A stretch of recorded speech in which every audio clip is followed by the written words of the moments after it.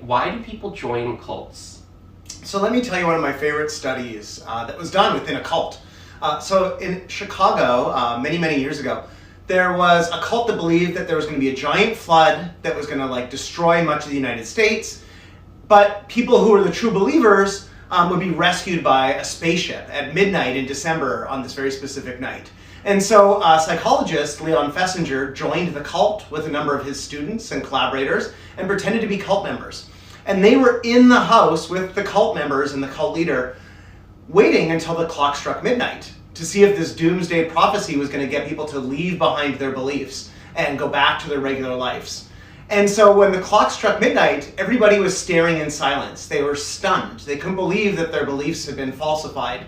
But then somebody realized, oh, the clock in the other room is not yet midnight. That must be the correct one. And so I went into that room. Of course, that clock struck midnight and no alien ship had come. And so what did they do? Normal people, you might expect, would at that point realize the cult was false and leave. But if anything, people found a way to rationalize their beliefs. And so a few hours later, after sitting in silence in this house, the cult leader said she got messages from the aliens that their beliefs were so powerful that they had actually saved the Earth from this flood and the spaceship didn't need to come.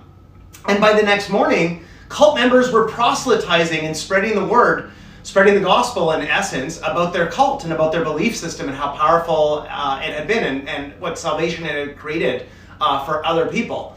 And so this was a really good example of what's called cognitive dissonance, because people, cult members in particular, were faced with giving up this identity, this group they belonged to, that they really cherished, even if it was wrong.